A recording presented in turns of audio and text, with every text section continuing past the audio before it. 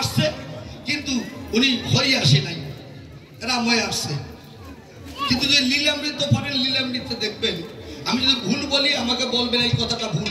আমি লীলামৃতের আলোকে বলি, আপনাদের সভালোকে আস্তে আস্তে প্রকাশ করে যাই। আমি করি বর্ণনা, আমি মাঝে মাঝে কথাটা বলি যে কিছু কিছু মানুষের ব্রেন ঠিক নাই। কারণ লীলামৃত পড়লে জন্মখণ্ডে পড়ে দেখবেন, এই হরিচাঁদ ঠাকুরের মা যখন স্বপ্ন দেখেন, সেই স্বপ্নাবেশে যে ঘটনাগুলো দেখেন, উনি কিন্তু দ্বিভুজ মুরলীধারীর একটা কথা বলেছেন, বলে নাই? দ্বিভুজ মুরলীধারীর শ্যামবর্ণে একটা কায় একটা দেহ আমার সঙ্গে বিলীন হলো। এটা স্বামী স্ত্রী আলাপ করতেছে। স্বামী বলছে এটা তোমার ভ্রান্ত ধারণা, এটা স্বপ্নগত হতে পারে। বলে না, দেখলাম হাতে বাঁশি। তুমি আবার কথা নিও, মহাবিষ্ণু ক্ষীরোৎসাহী কোন দিন হাতে বাঁশি নিল? নিয়েছেন কোনোদিন? ক্ষীরোৎসাহী দেখবেন ওই যে জলের উপর দিয়ে যে ক্ষীরোৎসাহী ভাসে, অনন্ত নাগ যা কাজ সাধন করে আছে। আমি করি মানে তার হাতে তো কখনো বাঁশি ছিল না। তাহলে ওই কথাটা ভুল, ক্ষীরোৎসাহী কথাটা ভুল, না মা স্বপ্নে দেখছে সেই কথাটা ভুল? এই এক। দ্বিতীয় কথা হচ্ছে মানে তারক সরকার সব জায়গায় বলেছে, যেই কৃষ্ণ সেই হরি, গৌর হরি, সেই গৌর হরি, সেই আমার ওরাকান্তির হরি। কিন্তু উনি বেলার বাঁধাইছে কোথায়? উনি বলে গেছে কৃষ্ণ পূর্ণ ছিল না, যখন যমুনায় পড়লো তখন কৃষ্ণ পূর্ণ হইল। মহাপ্রভু পূর্ণ ছিল না, যখন দীক্ষা মন্ত্র নিল তখন মহাপ্রভু পূর্ণ হলো। আর হরিচাঁদ ঠাকুর পূর্ণ কিসে? ওই যে পূর্ণ ব্রহ্ম হরি, হরিচাঁদ পূর্ণ কিসে?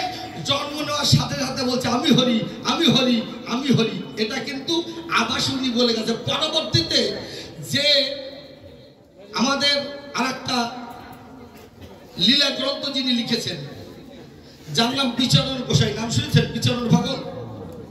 তা বিচারণ পাগল ওই কথাটা সুন্দরভাবে প্রকাশ করেছে। যদি বিচারণ পাগলের কথাগুলো শোনেন তাহলে দেখতে পারবেন। বিচারণ পাগল বলেছেন, হরিচাঁদ ঠাকুর যখন জন্ম নেয় একটা স্বাভাবিক শিশু। আমি বিচার দিচ্ছি আপনাদের কাছে, আমি রাগ হচ্ছি না, আমি হরিচাঁদ ঠাকুরের ভালোবাসি।